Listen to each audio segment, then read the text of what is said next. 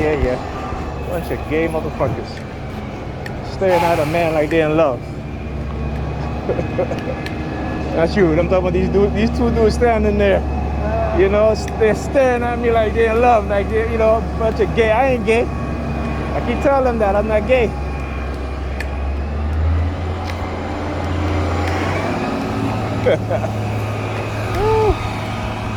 That shit is hilarious.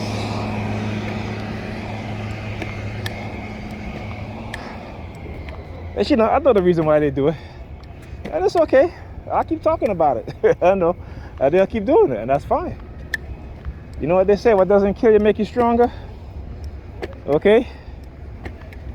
It may hurt you, but it ain't gonna kill you. And once you figure out and you start to see the coding, the psychological conditioning, the behavior patterns, right?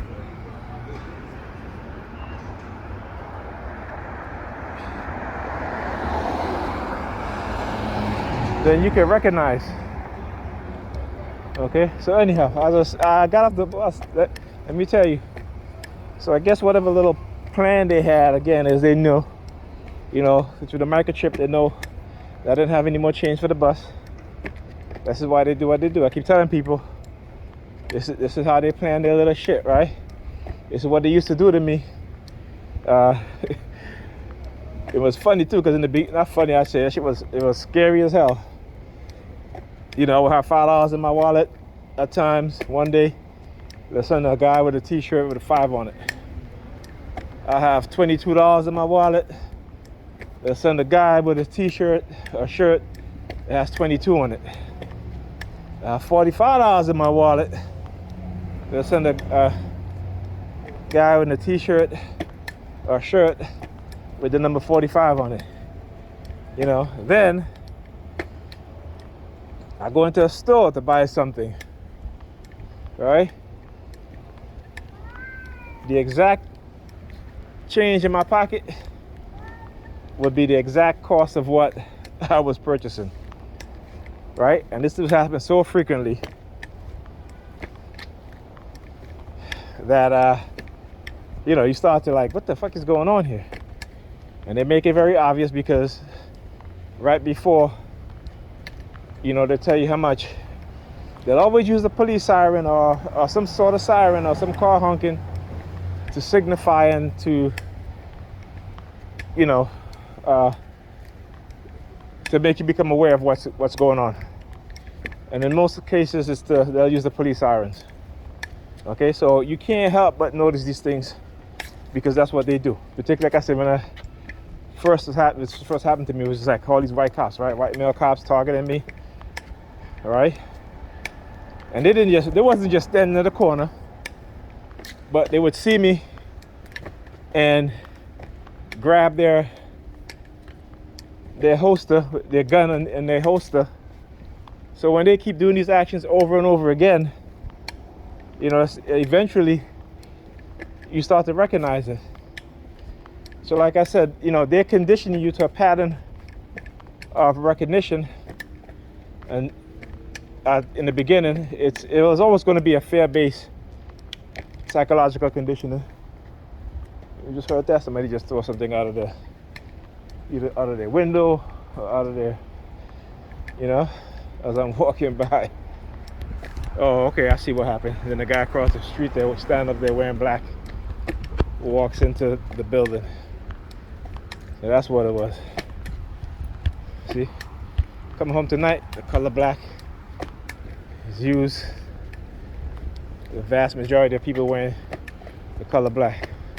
So early on it was the color orange. Tonight is the color black.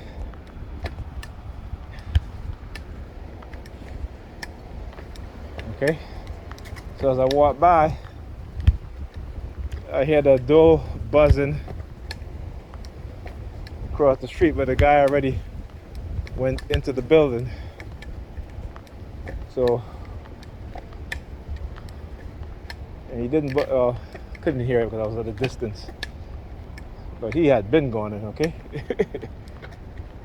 But again, as I talk about the intercom, how they used to, I would reach by Pam. Nobody in the front door, but they will have the intercom on so I can hear, and and they want me to hear. Like, oh, okay, we're listening to you. That's it's the same shit over and over again. And I try to get you all paranoid, and in the beginning I was. Not to say I'm not anymore, still am, but like I said, just because you're paranoid doesn't mean that they're not out to get you. Doesn't mean that they're not out to set you up to frame you. Okay, so people like to use the word paranoid if it's some type of mental illness that some people just imagine shit. But no. You know what I'm saying? Nope. So again, the fallacy in their psychological programs and the psychological labeling and shit like that. And this is why, I listen to a lot of black psychologists, particularly those who think different from the European white psychological definitions of particularly us as black people, because they don't understand. I was watching a video with these black psychologists, psychoanalysts, and even within the psychiatric industry, there's discrimination.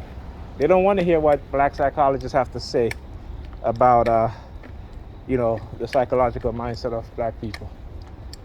See, white people like to define who we are. And I keep saying this over and over again.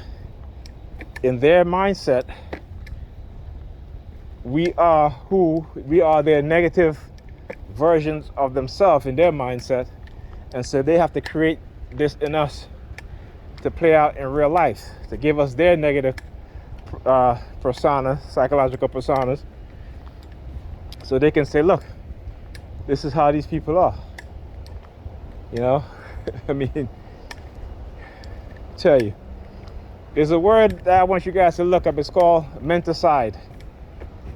Okay? Look up that word, menticide, for you guys to understand what I'm talking about. Anyhow, I am home. I will talk to you guys on the next. Oh, before I do that, so remember when I left? It's the Power of Association. So when I left Pam, Bill and the young guy wearing the blue champion shirt, come to my building. Guy standing there, same color shirt. Okay. Like I said, it doesn't bother me. I'm just showing you guys how they do these things and how it's associated with what is called the Power of Association, or NLP, right? Anyhow.